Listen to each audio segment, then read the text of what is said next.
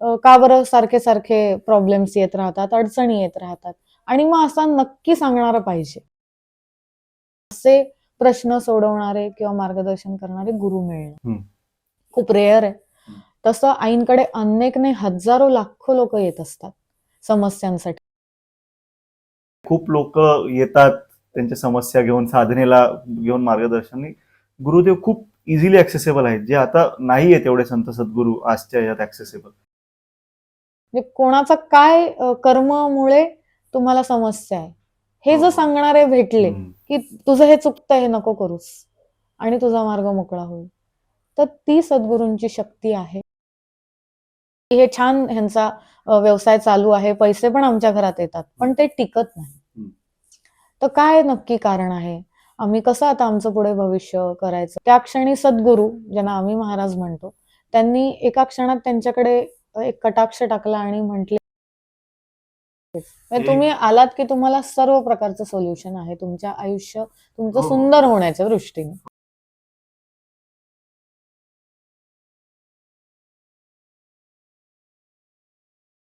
नमस्कार. आजच्या आपल्या पॉडकास्टमध्ये मी अक्षय तुमचं खूप खूप स्वागत करतो. अध्यात्म, साधना आणि समस्यांचं निवारण या विषयांना घेऊन आपण आजचा पॉडकास्ट करत आहोत. आणि त्या पॉडकास्टसाठी तशाच स्पेशल गेस्ट आपल्याकडे आलेले आहेत, कृष्णमयीजी. कृष्णमयीजी, खूप खूप स्वागत आहे तुमचं आपल्या पॉडकास्टमध्ये. कृष्णमयीजींविषयी थोडंसं सांगायचं झालं तर त्यांच्या करिअरच्या सुरुवातीला 15 वर्ष टाइम्स ऑफ इंडिया सारख्या वृत्तपत्रांमध्ये फोटोग्राफर म्हणून कार्यरत होत्या. आता त्या सगळ्याच्या पुढे जाऊन त्या नाशिकमध्ये जी कपिकुल सिद्धपीठम आहे त्याच्या संचालिका आणि उत्तराधिकारी आहेत. कृष्णमयीजींचे एक्सपर्टीज बऱ्याच काही आहेत, पण त्यातल्या काही अशा आहेत की त्या योग साधनेविषयी, नॅचरोपॅथीविषयी किंवा समस्यांचं निवारण कसं करावं आणि ते गुरु साधनेतून कसं करावं याविषयी त्यांनी खूप लोकांना मार्गदर्शन केलं आहे आजपर्यंत. आपण त्यांच्याच कडनं त्यांचं इंट्रोडक्शन घेऊ. अजून थोडंसं तुमच्या कार्याबद्दल आणि कपिकुलच्या कार्याबद्दल थोडंसं आम्हाला सांगा. हो, नमस्कार. सद्गुरू वेणा भारती महाराज म्हणून माझे सद्गुरू आहेत आदरणीय, ज्या की गजानन महाराजांच्या अनन्य सेविका आहेत आणि महाराजांचा साक्षात्कार आहे त्यांना. आणि भारतभर गेली 25 वर्ष ते आध्यात्मिक कार्य संन्यास व्रत धारण करून करता आहेत आणि 3 लाखांहून अधिक प्रवचनं झाली. आणि त्यासाठी आम्ही एक कपिकुल सिद्धपीठ स्थापना केली, की ही ईश्वर साधना करणारी एक सेवा संस्था आहे आणि समाजामध्ये आध्यात्मिक जागृती व्हावी. लोकांना जे काही समस्या आहेत, त्यांना योग्य मार्गदर्शन नाहीये, एक गुरूंचं स्थान, विश्वासाचं स्थान नाहीये, अशासाठी एक साधनापीठ नाशिकला, पंढरपूरला आणि पुणे, मुंबई अनेक ठिकाणी त्याचे सेंटर्स असे निर्माण केले आहेत. तर पूर्वी मी, जसं तुम्ही म्हणलात, की प्रेस फोटोग्राफर होते. माझी अजूनही ते माझं पॅशन आहे, आवड आहे. परंतु प्रेस फोटोग्राफी करतानाच साधना चालू होती. आईचेही कार्यक्रम सद्गुरूंचे सुरू होते. आणि मग गुरु आज्ञाही झाली आणि मलाही असं वाटलं, की पूर्णतः आपण या आध्यात्मिक कार्यामध्ये उतरावं आणि जनतेपर्यंत खरं अध्यात्म, सद्गुरूंचं मार्गदर्शन पोचावं. त्यासाठी पूर्णतः या कार्याला वाहून घ्यावं आणि तरुणांपर्यंत हे सगळं खरं तर सत्य, अध्यात्म, नक्की हे जग काय, जन्म काय, सगळं हा अभ्यास गेला पाहिजे. तर यासाठी मी पूर्णतः आता ह्या कार्यामध्ये आहे. बरोबर. आणि ताई, किती वर्ष झाली कपिकुलच्या कार्याला आता? आता ह्याच वर्षी 25वं वर्ष कंप्लीट झालं. 25 वर्ष. रौप्य महोत्सवी वर्ष आम्ही सेलिब्रेट केलं. तर कपिकुल या संस्थानाविषयी बऱ्याच जणांना माहीत आहे, पण असेही आपले खूप व्ह्युअर्स आहेत आज की ज्यांनी कधी त्याच्याबद्दल ऐकलं नाहीये किंवा ते पहिल्यांदाच ऐकलंय.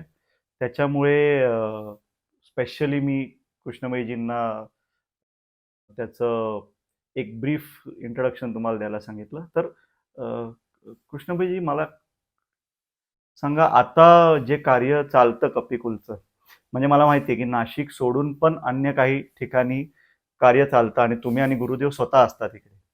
तर त्याच्याविषयी जे आपले लोक बघतायत आज पहिल्यांदा, त्यांना थोडंसं तुम्ही सांगा. मुख्यतः कसं आहे की सत्संग मार्गदर्शन, साधना मार्गदर्शन किंवा खरंच खूप लोक दुःखात आहेत, संकटात आहेत. प्रत्येकालाच काही ना काही समस्या आहे. मग ती वैवाहिक असो, व्यावसायिक असो किंवा आजारपणाची, स्वास्थ्यासंबंधीची. तर त्या सगळ्यासाठी एक आध्यात्मिक साधना द्यावी सोपी, सहज. कारण माणसाला आजकाल झटकन सोल्युशन पाहिजे असतं. त्याला खूप काही करायची तयारी म्हणजे नसते. कारण साहजिक आहे, आजचं जग हे सगळं डिजिटल झालेलं आहे आणि कोणाकडे इतका वेळ नाहीये. करिअरचे टेन्शन, सगळे कॉम्पिटिशन्स, पैसे कमवणं. तर ह्यासाठी झटकन काय करता येईल? परंतु कसं आहे की त्याला आधी ते कर्मगणित समजून घेणं, की त्याचा विश्वास असायला हवा. त्याला थोडी तरी अध्यात्माची आवड निर्माण व्हावी. यासाठी सुरुवातीला त्याच्या कलानी घेऊन, मग त्याला त्याचे प्रश्न विचारून, त्याच्यावर नक्की समाधान आहे. कारण गुरु ही अशी मोठी शक्ती आहे, की जे आपण म्हणूया की ईश्वराचेच साक्षात अंश किंवा दूत या पृथ्वी तलावर आलेले असतात. आपल्यासारख्याच म्हणजे अडचणीत सापडलेल्या जीवांना मार्गदर्शक. जसं आपण म्हणतो की आपल्याला एखादा विषय खूप अवघड आहे, तर मग त्याचा आपण क्लास लावतो किंवा ऑनलाईन शिकतो. आपण एखाद्या कॉलेजमध्ये भरती होतो का तर तो इझी जावा. तसंच आपल्याला ह्या जीवनामध्ये जगायचं कसं? येणारे अनुभव जे अचानक येतात, पुढच्या क्षणी काय होणार आहे आपल्याला माहित नाहीये. तर त्यासाठी आपण तयार कसं व्हायचं? हा शाळेमध्ये तर अध्यात्म नाही शिकवलं जात. ती भौतिक विद्या आहे. परंतु जी आत्मविद्या आहे, ती मात्र आपल्याला एखाद्या संत, सद्गुरूंकडूनच शिकावी लागते. तर त्यासाठी हे एक पीठ आहे, की जिथे तुम्ही तुमची जगातली कुठलीही समस्या, मग ती तुमची अशी भौतिक जगातली असावी, आध्यात्मिक जगातली किंवा तुमच्या स्वास्थ्यासंबंधीची कुठलीही, तुम्ही मोकळेपणाने एक माऊलींचं स्थान, आईचं स्थान, सद्गुरूंचं स्थान म्हणून येऊन विश्वासाने सांगू शकता आणि त्याच्यावर नक्कीच आपण गुरुकृपेने मार्गदर्शन करू शकतो. बरोबर. तर हा जो प्रश्न आहे की गुरुकृपेने मार्गदर्शन आणि समस्यांचं समाधान, ह्याच्यावर मी येणारच आहे. त्याच्या आधी एक खूप महत्त्वाचा प्रश्न मला तुम्हाला विचारायचा आहे की सद्गुरू वेणा भारती महाराज त्या स्वतः कोण आहेत? त्यांचं कार्य काय आहे? हे तुम्ही सगळ्यांना सांगावं. कारण की हे मी बघितलंय ऑब्व्हियसली, म्हणून मी हे तुम्हाला विचारतोय. आणि संत सद्गुरू अजूनही आहेत आपल्या इतके जवळ आणि ते आपल्याला इतके ॲक्सेसेबल आहेत की फक्त आपण आत्तापर्यंत ज्ञानेश्वरांचं, तुकारामांचं, रामदास स्वामींचं आपण चरित्र वाचतो आणि आपण विचार करतो, अरे हे कसे चालत असतील, कसे बोलत असतील. तर तसे संत सद्गुरू आहेत आजही आणि तुम्हाला ॲक्सेसेबल आहेत ते. तर त्याविषयी मला असं वाटतं तुम्ही थोडं लोकांना डिटेलमध्ये सांगावं, गुरूंविषयी, त्यांचं कार्याविषयी आणि नक्की सद्गुरू वेणा भारती महाराज कोण आहेत आणि त्यांचं कार्य कसं चालतं त्याविषयी. आपला भारत देश किंवा ही भूमी किंवा अखंड पृथ्वी, तसं आपण म्हणूया की शेषांनी धारण केलेली आहे. विष्णूंच्या नाभिकमलातनं जे कमळ आलेलं आहे त्यामध्ये ब्रह्मदेव आहेत, महाविष्णू आहेत जे पालन करता आहेत आणि महादेव जे संहार करता आहेत. हे त्रिदेव मुख्य सृष्टी निर्माते. आणि ही भारतभूमी ह्या संतांनीच सजलेली नटलेली आहे. त्यांनीच या पृथ्वीला किंवा भारतभूला पवित्र केलंय आज त्यांच्या तपश्चर्येने, ज्ञानसाधनेने, ग्रंथांमध्ये, पुराणांमध्ये जे श्रुती स्मृती आपण म्हणतो त्यांनीच हे भारताचं मुख्य वैभव आहे. ही आपली संस्कृती आहे, हा आपला इतका उज्ज्वल इतिहास आहे, हे सत्य आहे. यातूनच आपल्याला हे समजतं. आजवर पृथ्वीवर इतके संत प्रत्येक क्षेत्रात, म्हणजे गुजरातमध्ये असेल, कर्नाटकात असेल, महाराष्ट्रात, उत्तर भारतात, सगळीकडे त्या त्या भाषांमधले संत येत गेले. का तर मार्गदर्शन करण्यासाठी. सुखावह जीवन मनुष्याचं व्हावं, म्हणजे परमेश्वराला ह्या मनुष्य जीवाची इतकी काळजी आहे की त्यांनी त्याला येण्यापूर्वी त्याची सगळी सोय करून ठेवली. म्हणजे तुम्ही त्याला अन्न आहे, त्याला पाणी आहे, त्याला डोळ्यांना छान सुंदर दिसायला दृश्य आहेत, त्याच्यासाठी एक घर आहे, त्याच्यासाठी एक परिवार आहे आणि मग त्याला आणलंय. बरं, त्याला समजत नाहीये की का अचानक दुःख येतं, का अचानक सुख येतं, का मला प्रश्न येतात, मी याच्यावर काय करायचं. त्याच्यासाठी हे संत त्यांनी एक मार्गदर्शक म्हणून देव सतत पाठवत राहतो. तोच वेगळ्या वेगळ्या या संतांच्या रूपात येत राहतो. जसं महाविष्णूंनी 10 अवतार घेतले मनुष्यासाठीच, किंवा म्हणतात ना की पृथ्वीला रक्षण करण्यासाठी, सज्जनांचं रक्षण आणि दुर्जनांचं निर्दालन करण्यासाठी महाविष्णू स्वतः येत राहतात आणि संत सद्गुरू हे त्यांचंच रूप आहे. गुरु म्हणजे आपण म्हणतो की गुरुर ब्रह्मा, हो. गुरुर विष्णू आणि गुरुर्देव महेश्वरा. तिन्ही देवांची शक्ती ज्यामध्ये आहे ते सद्गुरू. आणि ते जर आपल्याला सशरीर मिळाले तर नक्कीच ते आपल्यासाठी आले. ही मुळात भावना आपल्यात जागृत झाली पाहिजे की आपल्या कल्याणासाठी ते इथे आलेले आहेत. आणि मग ते अचानक एखाद्या कार्यक्रमात भेटतील किंवा कुठेही भेटू शकतात.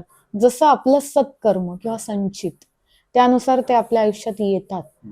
पण कसं आहे ना की कोणाचा विश्वास बसतो, कोणाला असं वाटतं नाही हे सगळं थोतांड आहे, मला गुरु नको. नाही आपण त्याला काही म्हणू शकत. प्रत्येकाची मतं वेगळी वेगळी असू शकतात. पण जसं आपण म्हणतो की आधीच नका म्हणू की हे कडू असेल. गुळ खाऊन बघा, मग तुम्ही ठरवा गोड आहे का कडू आहे. आधीच काही न बघता तुम्ही बोलू नका. तुम्ही अनुभव घ्या आणि मग ठरवा. बरोबर. आतापर्यंत आपण शंकर महाराज असतील, अक्कलकोट स्वामी समर्थ महाराज असतील, साईबाबा असतील, साक्षात संत गजानन महाराज असतील, माऊली स्वतः, चारही भावंड, हे सगळे देवस्वरूपच. पण मनुष्य रूपामध्ये येतात की आपल्याला त्यांना इझी भेटता यावं, बोलता यावं, किंवा ते जर त्यांच्या त्या सगळ्या रूपामध्ये शंख चक्र गदा पद्म घेऊन आले तर मनुष्य घाबरून जाईल किंवा त्याची तेवढी साधना नाही की तो ते बघू शकेल, बोलू शकेल. म्हणून त्याच्याच सारख्या रूपामध्ये ते येतात. पण ते ओळखण्याची शक्ती किंवा साधना त्या व्यक्तीमध्ये पण हवी. असा कुणी रस्त्यावर जाणारा माणूस त्यांना ओळखू शकेल तर त्याचं ते सुकृत पाहिजे, त्याचा तो योग पाहिजे, त्याचं पूर्वजन्मात तेवढी साधना पाहिजे, त्याचा तेवढा अभ्यास पाहिजे. नाही तर उद्या कुणी म्हणलं नाही नाही हे खरं नाही, त्याच्या म्हणण्याला उद्या कुणी म्हणेल सूर्य खरा नाही, पण म्हणून तो नाही असं नाहीये. ती ओळखण्याची शक्ती आणि साधना हवी. आणि माणसाला येतात अनुभव. अगदी नास्तिक माणसांच्या आयुष्यात सुद्धा असे अनुभव आलेत की नंतर त्यांना त्याचं महत्व कळतं. पण त्यालाही पुन्हा तेवढं पुण्य तुमचं हवं तरच सद्गुरू भेट होते आणि तरच या मार्गाकडे माणूस वळतो. तर असंच आमच्या आयुष्यामध्ये सद्गुरू वीणा भारती महाराज यांचं आगमन झालं. सांगायचं तर त्या माझ्या आई आहेत, परंतु त्यांनी गजानन महाराजांचा प्रत्यक्ष त्यांना साक्षात्कार तसा लहानपणीच झाला 3 वर्षाच्या असताना. साक्षात दर्शन झालं महाराजांचं. आणि पुढील कार्य काय असणार आहे किंवा तुम्ही संत होणार आहात याचे संकेत खूप लहानपणी दिले. पण ते वय असं होतं. पण आवड त्या क्षणापासून इतकी ती महाराजांची लागली की हर क्षण तेच त्यांचं चिंतन, त्यातच त्या रममाण असायच्या. श्रीकृष्णांपुढे मीराबाईंसारखं नृत्य करायच्या. दागिन्यांची त्यांना आवड नव्हती. पूर्णतः आध्यात्मिकच हे सगळं त्यांना आवड होती. आणि पुढे जाऊन त्यांनी गजानन महाराजांची जी पोथी आहे त्याची अनेक पारायण प्रवचन तर झालीच, सुरूच आहेत. पण त्याचा अभ्यास त्यांनी असा केला की महाराज ज्या ज्या ठिकाणी गेले, पोथीमध्ये 21 अध्यायात प्रसंग आहे, तुम्ही जर गजानन विजय ग्रंथ वाचला असेल तर महाराज साक्षात पृथ्वीवर आलेले असताना ज्या ज्या ठिकाणी गेले, ज्या गावी गेले, ज्या लीला केल्या, तिथे त्या पत्रकार होत्या सद्गुरू पूर्व आयुष्यामध्ये. तर त्या स्वतः जाऊन तिथली फोटोग्राफी केली, लोकांना भेटल्या की कोणाला त्या काही आठवणी त्या काळच्या आहेत. अच्छा अच्छा. मग संन्यास मार्गात यायच्या आधी हा सद्गुरू फोटोग्राफर आणि त्यांनी स्वतः जाऊन हा स्टडी केला आणि ही सगळी माहिती शेगाव संस्थानला त्यांनी सुपूर्त केली. शेगाव संस्थानसोबत अनेक असे विशेषांक काढले, पब्लिश केले, जे संस्थांतर्फे पण भक्तगणांना दिले जायचे की ज्यामध्ये त्या स्वतः लेख लिहायच्या. आणि पादुका ज्या शेगावला मिळायच्या बघा चांदीच्या पूर्वी, त्याच्याबरोबर हा आईंनी लिहिलेला अंक दिला जायचा प्रसाद स्वरूप, ज्यात महाराज काय आहेत, महाराज कुठल्या गावी गेले, तिथले फोटो त्या काळचे आत्ताचे, सगळा डीप स्टडी त्या अंकांमध्ये प्रसिद्ध झाला. म्हणजे नुसतीच भक्ती नाही तर अभ्यास त्यामागचा आणि त्यामागचा खरा अर्थ जाणून घेण्याची त्यांची जी एक आवड आहे, तर ती मला स्वतःला वैयक्तिक खूप भावते. की जसं तुम्ही म्हणता की मॉडर्न जगासाठी लोकांना मॉडर्न गुरु हवा असतो, तेच टिपिकल नको असतं. बरोबर. तर म्हणून असं नाही, पण गजानन महाराज तेव्हाही आधुनिक संत चुडामणी त्यांना म्हटलंय आणि तेच तत्व सद्गुरूंमध्ये आलंय असं आमची धारणा आहे. त्या स्वतःला कधीच कुठलाही देव महाराज मानत नाहीत, पण आपण नक्कीच ते आपल्याला जाणवतं ते तत्व त्यांच्यामध्ये. त्या जेव्हा प्रवचनात बोलतात ती वाणी दैवी असते, त्याचे आपल्या अंतरंगामध्ये आणि आत्म्यावर होणारे परिणाम हे सुंदर असतात आणि तो समक्ष अनुभव आपण नक्कीच घेतला पाहिजे. तर त्यांना त्यांच्याही गुरूंनी सांगितलं होतं की तू पुढे संत होणार आहेस, असं लहानपणी संकेत होते. मग त्या पत्रकार झाल्या. पत्रकार असतानाही महाराजांविषयी अनेक संतांविषयी असाच स्टडी केला, अभ्यास केला. आणि लहानपणीच साक्षात्कार झाल्यामुळे कुठलाही प्रसंग आयुष्यात आला तरी महाराजांचीच आज्ञा घेऊन त्या पद्धतीने त्यांचं वर्तन असायचं. अगदी पाणी जरी प्यायचं तरी गजानन महाराज सांगतील तरच. महाराज नाही म्हणले तर ते नाही घ्यायचं. इतकी आज्ञापालन, निर्गुण भक्ती त्यांनी केलेली आहे. आणि मग त्यांनी संन्यास घेण्यापूर्वीच असं ठरवलं की वृद्धाश्रमांमध्ये जायचं, की जिथे पूर्णतः निराशा त्यांच्याकडे आहे, त्यांना काहीच कुणी आधार नाहीये. तर अशा ठिकाणी जाऊन आपण गजानन विजय ग्रंथ वाचन करायचा आणि त्याच्याविषयी त्यांना मार्गदर्शन करायचं, की तुम्ही काय केलं पाहिजे आता इथून पुढच्या आयुष्यात. तर असं करत करत ती प्रवचनं सुरू झाली. सेवा म्हणून. मग पुण्यातलं मातोश्री वृद्धाश्रम, निवारा वृद्धाश्रम, व मुंबई, नाशिक, पुणे पत्रकारिता करता करताच संध्याकाळचा वेळ समाजसेवा, अध्यात्म जागृती यासाठी द्यायचा त्यांनी सुरू केला. आणि मग काही वर्षांनी हे चालू असतानाच गजानन महाराजांची, जे हनुमंतच आहेत साक्षात, हनुमंतांचाच तो अवतार आहे, पोथीतही हे लिहिलेलं आहे, तर ती आज्ञा झाली संन्यास घेण्याची. आणि स्त्रीसाठी संन्यास घेणं ही आजच्या जगात तर खरंच खूप मोठी गोष्ट आहे. अनेक स्त्री संतही आजवर होऊन गेलेले आपण पाहिल्यात. ते खरंच क्रांतिकारी गोष्ट आहे ही. हो, स्त्रीने नक्कीच. संत होणं किंवा स्त्रीने अध्यात्म मार्गात एक उच्च अधिकार प्राप्त करणं, संन्यास घेणं, आणि ते धाडस आईंनी किंवा सद्गुरूंनी केलं. महाराजांच्या त्या एका क्षणाच्या आदेशाला प्रश्नही केला नाही की संन्यास म्हणजे काय, कसा घेऊ, काय करावं लागेल, कोणी विरोध करेल का. महाराज म्हटलेत आणि ती आज्ञा शिरसावंद्य. त्या क्षणी घराचा त्याग केला, कारण पतीची आज्ञा पण घ्यावी लागते. तो होकार असला तरच संन्यास घेता येतो. बाबांनीही त्याची परवानगी दिली, कारण लहानपणापासूनची ती आवड माहिती होती त्यांना. आणि मग त्या क्षणी सर्वस्वाचा त्याग, म्हणजे जवळ काही नाही, वस्तू नाही, पैसे नाही, काहीच नाही, अशा परिस्थितीत घर सोडलं. आणि त्यावेळेला मग तिने विचारलं की, मी त्यावेळेला कॉलेजमध्ये होते आणि टाइम्स ऑफ इंडियामध्ये जॉबही करत होते बरोबरीने, प्रेस फोटोग्राफीचा, की मग तिचं असं काही म्हणणं नाही की तू हेच कर, मुळीच नाही. तुला जे तुझं मन सांगत आहे तो मार्ग तू निवड, पण मला आज्ञा झालीये तर मला आता हे यासाठी निघावं लागेल. फार माझ्यासाठी तो तसा एक आई आपली संन्यास घेणार, एक नॉर्मल विचार केला. आध्यात्मिकता ही अलौकिक गोष्ट आहे की नरजन्माचं हे सार्थक, नराचा नारायण होण्याचा हा क्षण आहे आणि तो आईतच मिळालाय ईश्वर, ह्याचा खूप आनंद झाला. परंतु ती आता सगळ्या जगाची आई होणार आहे, नक्की फक्त आपली आई, ह्याचाही आनंद झाला. पण कुठेतरी एक मुलगी म्हणून एक की तिचा विरहाचं दुःख. त्या क्षणी असा विचार केला की घरातच जर ईश्वर मिळालाय, ती सेवा मिळाली, असा जन्म सौभाग्याने मिळतो, तर आपण तिच्याच पावलामागे, तिच्या सेवेसाठी, तिलाच कार्याला मदत करण्यासाठी आपणही हे सगळं त्यागून निघावं. तिच्या विना नाही जगायचं, तिच्याचसाठी जगायचं, असा विचार करून तिचं म्हणणं होतं, नाही तू तुझं आयुष्य, करिअर आणि विवाह हे सगळं तुला मुभा आहे. परंतु लहानपणापासून तिचे इतके सुंदर संस्कार झालेत की ह्या गोष्टींविषयी, विवाह वगैरे आवडच नव्हती. आणि असं वाटायचं की आई जे आहे, आईच विश्व आहे माझं, तिच्याचसाठी सगळं करायचं. कारण तिने खूप माझ्यासाठी कष्ट केलेत, खस्ता खाल्लेल्या आहेत, खूप सहन केलेलं आहे. आणि आता या क्षणी आपण तिला सोडून जायचं तर जगूच शकणार नाही आपण. आणि साक्षात देव मिळाला आहे तर त्याची सेवा मिळण्या पलीकडे नरजन्माचं सार्थक अजून कशात असेल. म्हणून मग तिच्यासोबत त्याच क्षणी मी पण निघाले. आणि मग पुढचा सगळा प्रवास 25 वर्षांचा खूप विलक्षण आहे, अवघड पण आहेत. अनेक वर्ष मंदिरांमध्ये राहिलो, घर नव्हतं, कारण संन्यासाला घर घेण्याची त्यांना वैयक्तिक हे नाही. ते सगळे नियम तिने पालन केले. पंढरपूरला आलो आणि केशवप्पन असतं, ते सगळे विधी असतात, ते तिनेच महाराजांच्या सांगण्याने केले. कारण काय माहिती संन्यास कसा असतो, परंतु म्हणतात ना की एखाद्याचा जन्मच त्या गोष्टीसाठी असतो, तो उलगडत जातो. देव बरोबर ते योग त्या ह्याच्यात आणत जातो, पण ते घेण्याची ताकद, ती सुपर पॉवर, ती आध्यात्मिक शक्ती तुमच्यात असायला हवी. देव सगळ्यांनाच संकेत देत असतो, सगळ्या मनुष्यांना काही ना काही संधी असते, पण ती खेचता पण आली पाहिजे, ती घेता पण आली पाहिजे. तेवढे तुम्ही कॉन्सन्ट्रेट किंवा त्याच्याशी कनेक्ट पण पाहिजे. तर ते मला असं वाटतं आई होत्या आणि त्यांनी ते सगळं खेचलं, घेतलं आणि मग त्यावर हुकूम त्या करत गेल्या. आजही त्या महाराजांच्या म्हणजे ग्रंथांवर, ज्ञानेश्वरीवर, दासबोधावर किंवा कोणाचा कोणताही प्रश्न असेल त्याच्यावर प्रवचन करतात, मार्गदर्शन करतात. त्यांच्या साधनेने अनेकांच्या समस्या खरंच सुटतात. पाहिलंय आज 25 वर्ष. पण कुठेही त्या असं चमत्काराला नमस्कार या मार्गाच्या नाहीत. हे शास्त्र आहे, हा अभ्यास आहे, ही विद्या आहे. कोणीही हे सहज आत्मसात करू शकतो.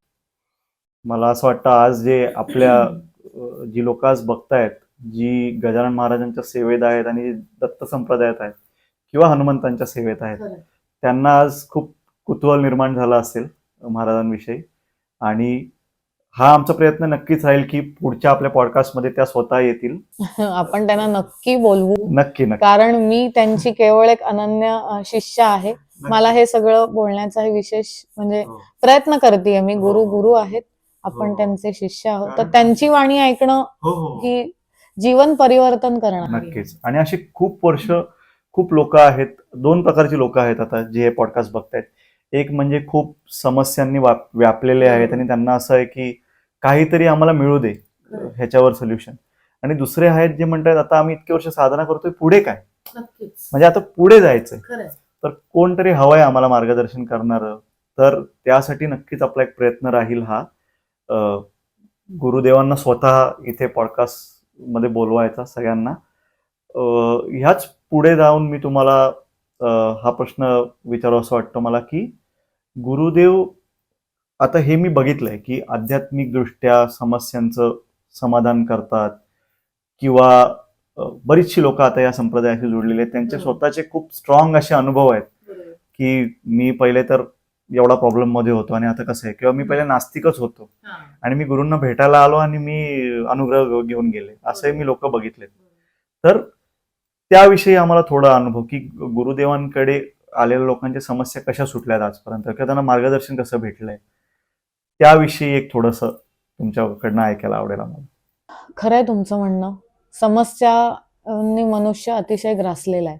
फक्त आत्ताच असं नाही, मनुष्य पृथ्वीवर आला हेच काहीतरी कर्माची एक शासन म्हणून, तेच कारण आहे जन्माला येण्याचं. परंतु साहजिक आहे की त्याला ह्याचं कळतच नाही की मी कसं सुटू यातनं. आणि त्यासाठीच गुरु असतात. आणि कधी कधी आपल्याला असं वाटतं की मी इतकं देवाचं करतोय, मी एवढी साधना करतोय, तरी माझं का बरं प्रश्न सुटत नाही, किंवा मला का बरं सारखे सारखे प्रॉब्लेम्स येत राहतात, अडचणी येत राहतात. आणि मग असा नक्की सांगणारा पाहिजे. खूप उपाय असतात, शनिवार करा, रविवार करा, गुरुवार करा, हे तेल वहा, आणि माणूस याला कंटाळतो, स्वाभाविक आहे, किंवा त्याचा विश्वास बसणं पण अवघड असतं. परंतु कुठेतरी आपल्याला एक सुरुवात तर करावी लागते. म्हणजे तुम्हाला 100% मार्क जरी नाही मिळवायचे, पण पास होण्यासाठी थोडा अभ्यास तर करावाच लागतो. तसं आहे की कुठेतरी एका ठिकाणी विश्वास ठेवून सुरुवात तरी करावी लागते आपल्याला.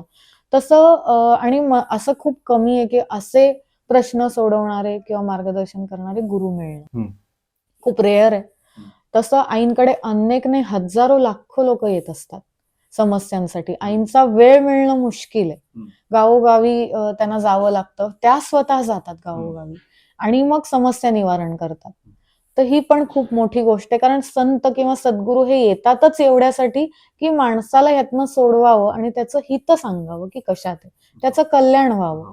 म्हणून सद्गुरू, त्यांची कृपा, ही भेट होणं ही खूप मोठी गोष्ट आहे. आणि मग ज्या वेळेला, आता एक उदाहरण देते मी, की एकांच्या घरी सद्गुरूंची पाद्यपूजा ठेवली होती, सगळी फॅमिली आली होती आणि चरणपूजा झाली. आणि मग असतंच मनुष्याला की आता गुरु आले, ते त्रिकालदर्शी असतात, त्यांना सगळे आपले जन्म एका क्षणात ते बघू शकतात की हा मागच्या जन्मी काय होता, ह्याचं काय कर्म आहे, सगळं.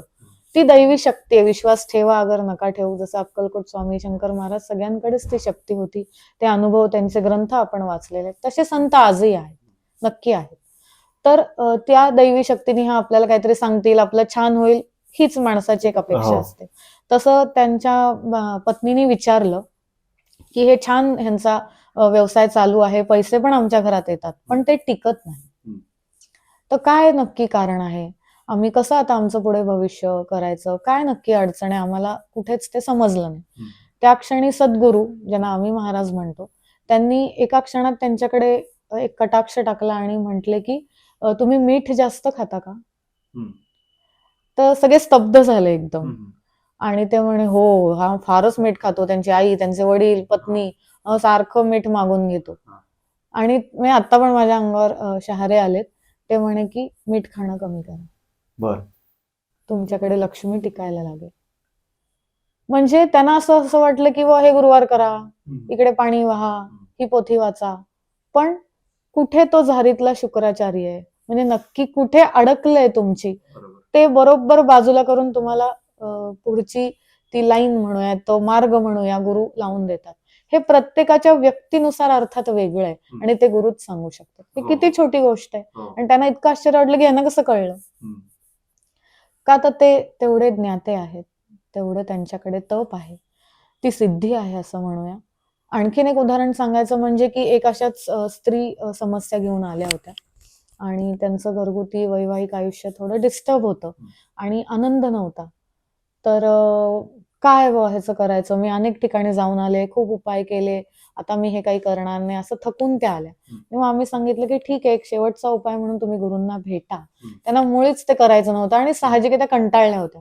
तरी सांगणं आपलं काम आहे की एकदा भेटा, वाटलं करा, तुमचा वैयक्तिक अनुभव बघा, असं म्हणून आम्ही गुरूंकडे नेलं. आणि तुम्ही जसं म्हणलात तसं तो एक क्षण असतो की ते जेव्हा दर्शन आपल्याला होतं तेव्हा आपल्या आत्म्याला जे आतमध्ये जाणवतं ते निशब्द आहे, ते आपण सांगू नाही शकत. तो अनुभव ज्याचा त्याचा आहे.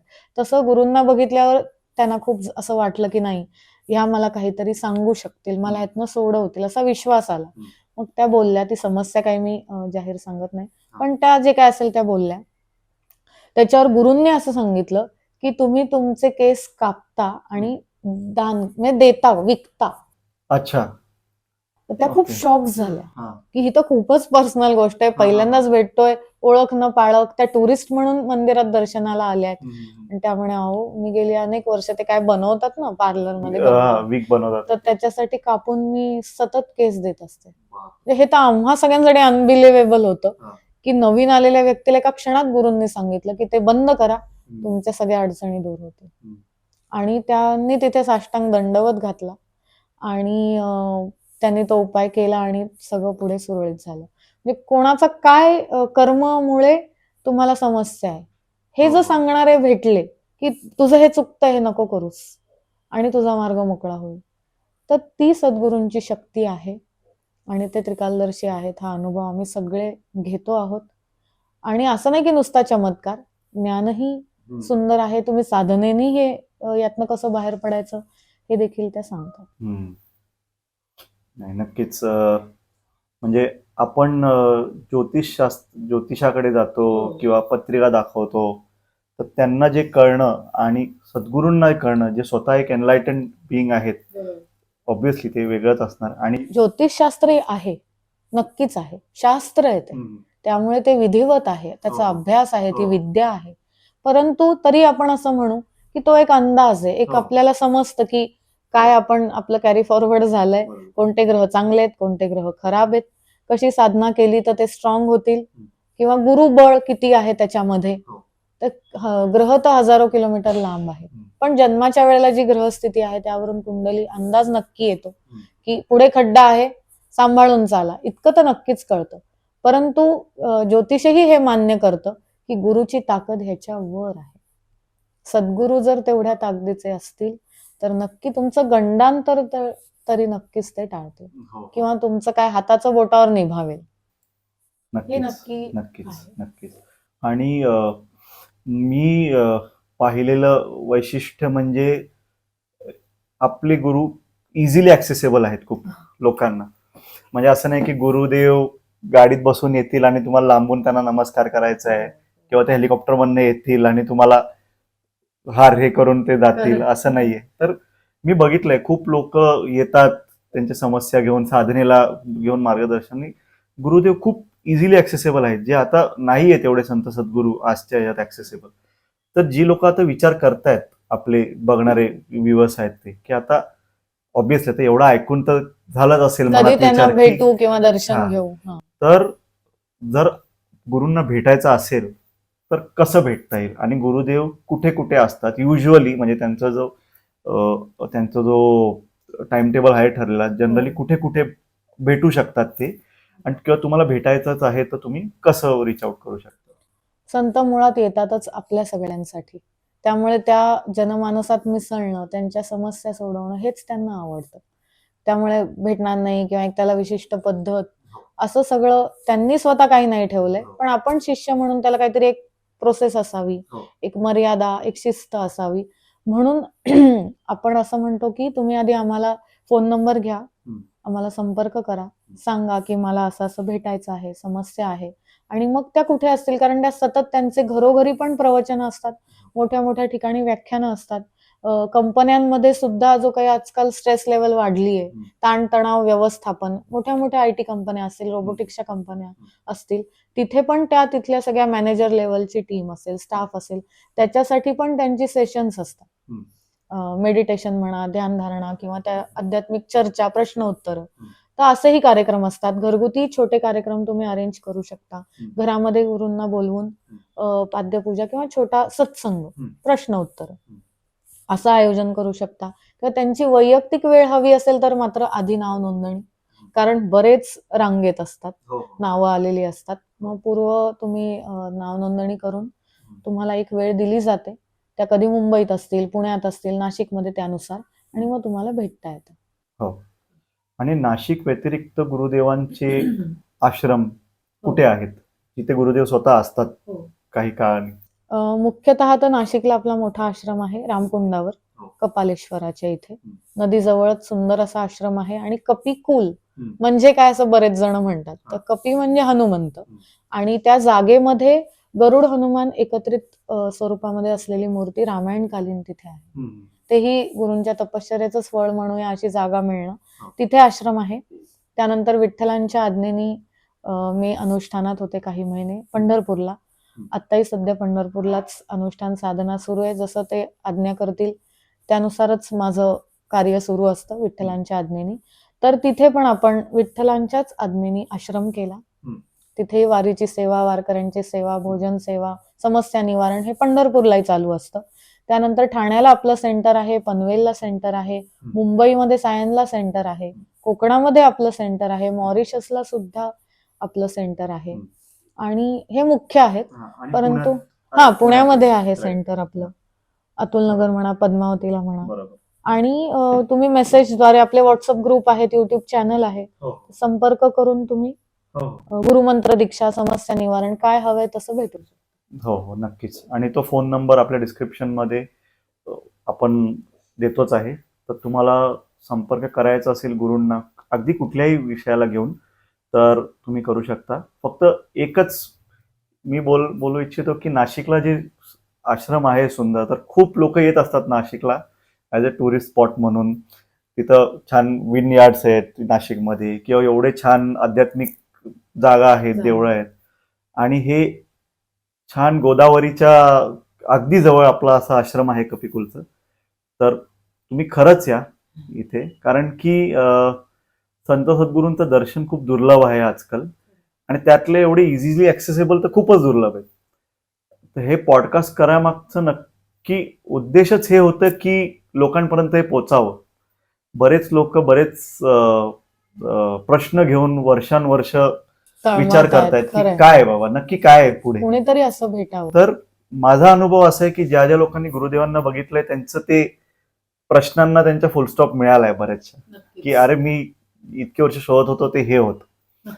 तर त्या अनुभवांवरनच मी एक आपल्या बघणाऱ्या जेवढे व्ह्युअर्स आहेत त्यांना तुमच्या आज्ञेने एक सजेस्ट करतो की प्लीज या तुम्ही आश्रमामध्ये. एक ह्यालाच मी मध्ये थोडं इंटरप्ट करते की खरे संत सद्गुरू असतात त्यांना खूप असं टीव्हीवर, युट्यूबवर, फ्लेक्सवर यायला आवडत नाही. मी अनेक वेळेला त्यांना प्रार्थना केली, मग त्यांनी खूप दिवसांनी युट्यूब चॅनल काढण्याची एक परवानगी दिली. त्यामुळे खूप लोक म्हणतात अरे तुम्ही व्हायरल करा, मंदिराचं युट्यूब करा, या पॉडकास्टची पण. तर गुरु आज्ञेशिवाय एकतर हे करता येत नाही, आणि संतांना भेटणं इतकं पण सहज नाही. आणि जर मी आधीच युट्यूबवर हे मंदिर असं आहे असं हे केलं, तर येऊन बघण्याची जी उत्सुकता आहे किंवा ती अनुभूती आहे पहिल्यांदाच त्या दर्शनाची, ती मिळणार नाही. ती उत्सुकता अर्धी ते युट्यूब बघूनच कमी झालेली असेल. म्हणून आपण मंदिर किंवा त्याच्यातल्या ज्या मूर्ती आहेत, ती जी गजानन महाराजांची मूर्ती आपल्या कपिकुलमध्ये स्थापना झाली, त्या स्वरूपात आईंना गजानन महाराजांनी साक्षात दर्शन दिलं. आणि तशी मूर्ती घडवून घेतलेली आपण. हम्म. तर ती आम्ही नाही कधी व्हायरल केलेली, हो. कारण त्याचं साक्षात दर्शन, ती अनुभूतीच घेणं फार पाहिजे. सुंदर मूर्ती आणि हो. खूप म्हणून छान. आम्ही युट्यूबवर जास्त एपिसोड केले नाहीत. सो मी रिक्वेस्ट केली, लोकांनाही नक्कीच हे सगळं कळायला पाहिजे आहे. आणि छान तुम्हाला हे सुचलं. याद्वारे नक्की गुरूंच्या कार्याचा प्रसार होईल. अनेक समस्याग्रस्त लोकांना त्यांचे चरण, त्यांचं मार्गदर्शन मिळेल. ही खूप मोठी गोष्ट आणि खूप मोठी सेवा, यालाच हो. आपण रामकार्य म्हणूया. हो हो हो. ते तुम्ही करत आहात, चांगली नक्कीच गोष्ट आहे. नक्कीच. आणि खरं गुरूंचं कार्य खूप मोठं आहे. आपला 1% अर्धा टक्का जरी हातभार लागला तरी मला असं वाटतं खूप मोठी गोष्ट आहे ती. खरंय. आणि मला फक्त तुम्हाला एवढंच विचारायचंय की आता हे जे आपण बघतोय, जे वातावरण चाललंय आता पूर्ण जगभरात, युद्ध परिस्थिती, हे ते, त्या सगळ्या ह्याच्यामध्ये हे रामकार्य कपिकुलकडनं चालू आहे. तर अर्थातच त्याला भरपूर असंख्य अडचणी, कारण की नक्कीच. कपिकुल हे स्वबळावर गुरुदेवांचं हो. आणि तुमचंही जे काय आपले प्रोडक्ट्स आहेत, नॅचरल आयुर्वेदिक, स्वावलंबनावर सुरू आहे. हो. तर आणि तुम्ही नॅचरोपॅथीचे तज्ज्ञ आहात. आणि मी बघितलंय, म्हणजे जे जे आपले, म्हणजे उदाहरण द्यायचं म्हटलं तर ते तूपच आहे गिरगाईचं जे आपलं आहे, बरोबर, बरोबर. खूप खूप सुंदर आहे किंवा हो. जे आहे. तर नॅचरोपॅथीला घेऊन तुम्ही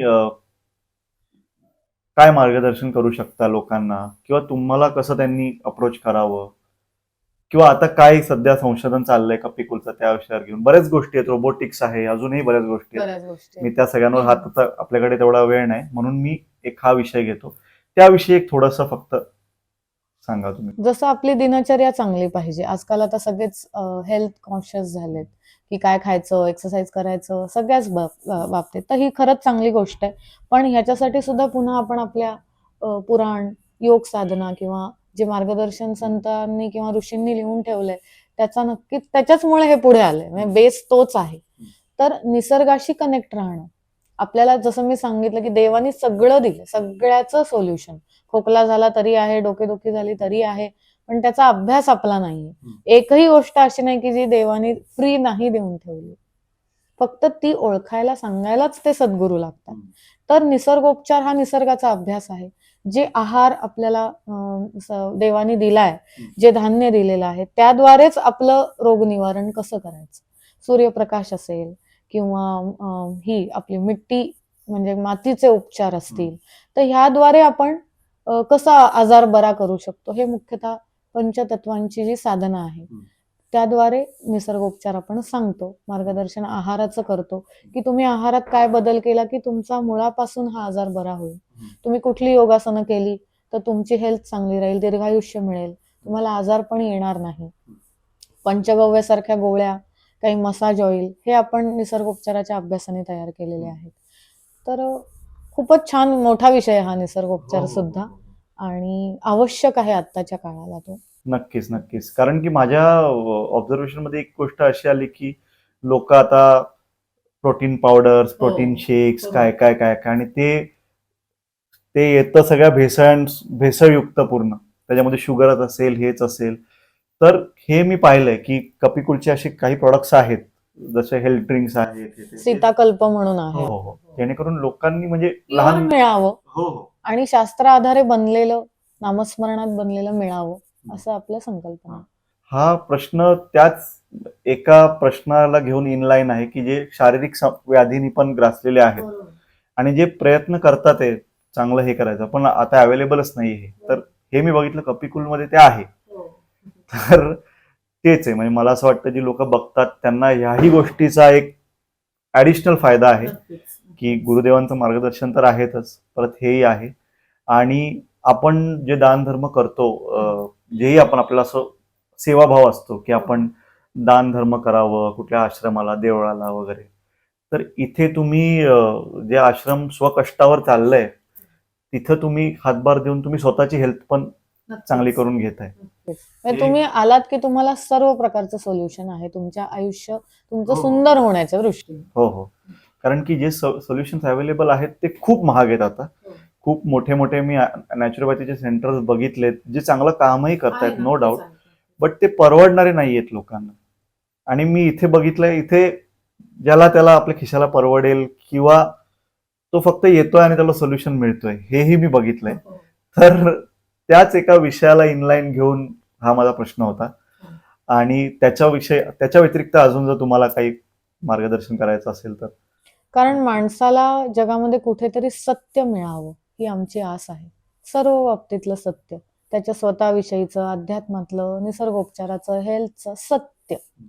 कारण खूप फसवणूक होते, ती त्या त्या काळाची तो महिमा म्हणूया का, मी नाही ह्याविषयी जास्त बोलू शकत. कोण खरं कोण खोटं ह्यात जाण्यापेक्षा आपल्याला जे सत्य गुरूंकडनं मिळालंय, संतांकडून मिळालंय, ते माणसाला द्यावं.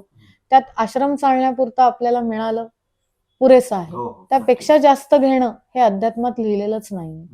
त्यामुळे ईश्वर सेवेसाठीच हा सगळा संचय आपण वापरतो, की मंदिर चालावं, त्याची स्वच्छता राहावी, उत्सव चांगले व्हावे. तर ह्यातनं जो निधी उभा राहतो प्रोडक्ट्स मधनं, तो आपण इकडे वापरतो. हे अगदी क्लिअर ट्रान्सपरंट कार्य आहे आणि जनकल्याणासाठीच आहे. तर नक्की या भेटा, उलट जसं तुम्ही म्हणलात की असे सद्गुरू ऍक्सेसिबल आहेत, तर धावून धावून आपण अशांना भेटलं पाहिजे, ज्ञान घेतलं पाहिजे, प्रश्न विचारले पाहिजेत. कारण उत्तर देणारं मिळालंय कोणीतरी, तर आपण त्याचा लाभ नक्की घ्यायला. हो, नक्कीच. आणि ह्या पुढचा आपला प्रयत्न असा नक्की असेल की सद्गुरू स्वतः येतील इकडे आणि आपल्या सगळ्यांना मार्गदर्शन करतील. विनंती करू नक्की. हो, तर जे लोक हा पॉडकास्ट बघतायत आणि ज्यांच्या मनात हे कुतूहल निर्माण झालंय, थोडा धीर धरा. आम्ही याच प्रयत्नात आहोत की लवकरात लवकर सद्गुरूंना इथे आणावं आणि तुमच्याशी बोलावं. आम्हाला नक्कीच असा विश्वास आहे की तुम्हाला भरपूर तुमच्या प्रश्नांची उत्तरं फक्त पॉडकास्ट बघूनच बऱ्याच गोष्टींचा उलगडा होईल. आणि बाकी तर तुम्ही सगळेच जाणकार आहेत. त्यामुळे तर एवढं हे करून मी आजचा पॉडकास्ट संपवतो. कृष्णबाईजी, खूप खूप धन्यवाद. आज तुम्ही आमच्यासाठी वेळ काढलात आणि कपिकुलचं जे रामकार्य इतकी वर्ष चालू आहे ते अजून काही लोकांपर्यंत पोहोचवण्यासाठी ही जी आपली धडपड चालू आहे त्याच्यात तुम्ही थोडासा तुमचा वेळ दिलात, त्यासाठी छान वाटलं की आज ही संधी मिळाली गुरूंविषयी, कपिकुल विषयी सांगण्याची. आणि अनेक तरुणांपर्यंत, वृद्धांपर्यंत, सगळ्यांपर्यंत हे जावं आणि त्यांचं जीवन छान व्हावं, त्यांना ईश्वराशी कनेक्ट होता यावं. मी पण हीच प्रार्थना करते. जय गजानन. जय गजानन.